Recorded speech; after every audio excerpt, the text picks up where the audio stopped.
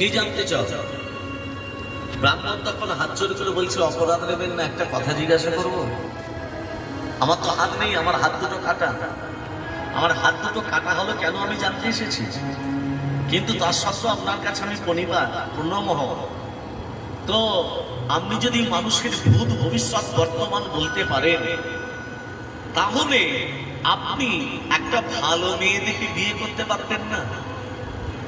কি গো, এইরকম একটা খ্যার মেয়েকে বিয়ে করলেন কেন?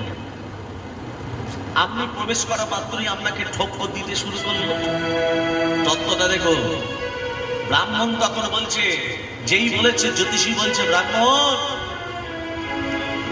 যে আমার স্ত্রী আমাকে ঠক্কর দিল, এ আমার স্ত্রী ছিল না গত জন্মে। কে ছিল? এ গত জন্মে ছিল একটা গাধা। গত জন্মে ছিল আমার স্ত্রী গাধা। আর আমি ব্রাহ্মণ ছিলাম না, আমি ছিলাম একটা বায়স পাখি, মানে কাক। তত্ত্বটা দেখো। সারাদিন গাধা পরিশ্রম করে গাধার পিঠে একটা ঘা হয়ে গেছিল। আর আমি গাছের জালে বসে থাকতাম। কাকের চোখ দুটো কোন দিকে থাকে? ওই ঘায়ের দিকে। গাধা যেই গাছের গোড়ায় বিশ্রাম করত, আমি গাধার পিঠে বসে ওই ঘাটাতে ঠক্কর দিতাম।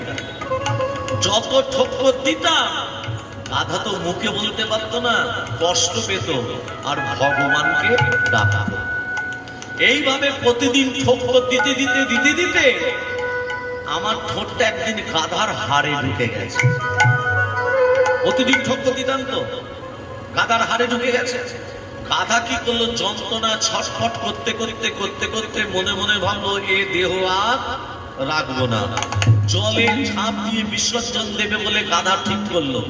যেই জলে ঝাঁপ দিতে গেল, আমি তো জল দিয়ে উড়ে পড়বো, পাখি উড়বো কি করে? আমার ঠোঁটটা যে হাড়ে ঢুকে গেছে, উঠতে তো পারি নাই।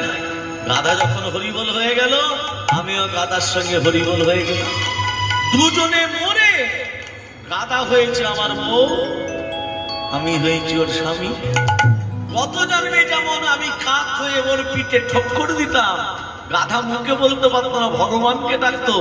এই জন্যই আমার বউ হয়ে আমাকে প্রতিদিন ঠক্কর দেয়, আমিও কিছু মুখে বলতে পারি না, আমিও ভগবানকে ডেকেছি।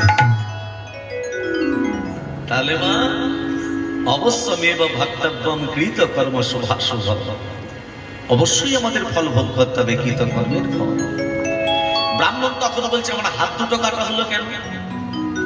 ব্রাহ্মণ,